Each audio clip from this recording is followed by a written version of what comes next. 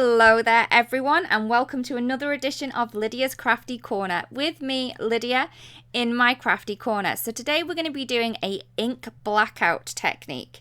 So this is a new technique by far. I did not make this up, but I do find that it sometimes sparks creativity to go back on old techniques and give it a go with newer sets.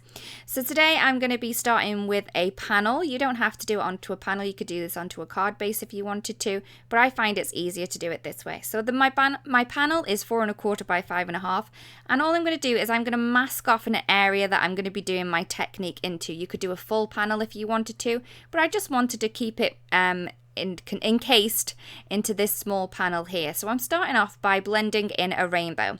So I'm taking my favorite ever rainbow colors. So I have ruby red, orange cream, then I have warm sunshine, parrot, lagoon, and deep iris.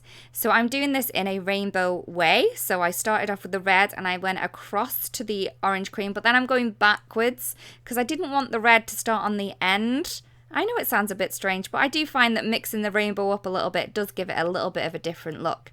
So as you can see, I've added the whole of the colours down firstly, and then to get a better blend, I'm adding the colours again over each other and then blending them in. I do find this gives a really, really good blend in the end. Sometimes you can end up with little bits that haven't blended properly, but I find the more layers that you put down of the ink, the better it does look. So once you are happy with your blending, you're going to have to let this dry because we're going to be doing some embossing on it. So really make sure it's nice and dry and add a little bit of anti-static powder. Then I'm going to be using the Frosted Garden stamp set. So I've just taken one of the images from this stamp set and I'm going to be embossing this on that panel that we've just created with the rainbow colours. So I'm using some embossing ink and I'm just using a acrylic block just to stamp this down. To heat set, I'm using the clear embossing powder, so the crystal clear embossing powder from Altenew. You could use white if you wanted to, because we're going to be taking it off, but I do find that this technique does work better with the clear embossing powder. So as you can see, I'm just going to go all the way across this panel, stamping the image down onto the panel, then heat embossing it with the clear embossing powder. You could just stamp them all at once and then heat set, but I do find that this is easier for me to do it this way in bits because I can see exactly where I've gone, exactly where I need to heat emboss if I do it every time. Sometimes if I do it all in one piece, the embossing ink, may have dried by the time I get to actually heat set it. So as you can see, for this bit, I've just added a little bit of scratch paper at the top because I didn't want any of this stamping to go above that masking paper that we have popped down. So this is the final one. I'm just going to stamp that one in, add my embossing powder, and then heat set it. I'm then going to go over the top of this. I did wait until the embossing powder was nice and cooled. And I'm using some jet black ink just to go over the whole of this panel.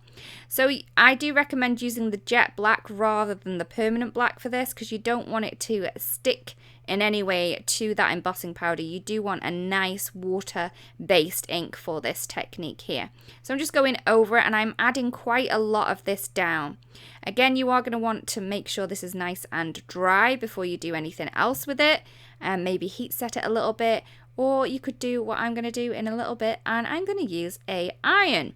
So I have used it, I've gone over the whole piece, and now I'm removing that masking paper, I'm then going to take a piece of scratch paper, this is clean, and I'm taking a hot, dry iron. You don't want to use any steam when you're doing this, because what we're doing is we're melting that embossing powder into that scratch paper that we've just added on top, and then we're removing the embossing powder to give us a nice matte finish in the end.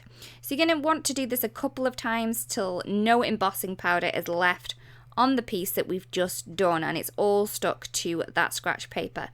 You're not going to want to place the scratch paper with any of the embossing powder back over the card base. You may need to use a couple of scratch pieces, but I find that just using one and making sure that it doesn't go over back onto that panel works really well.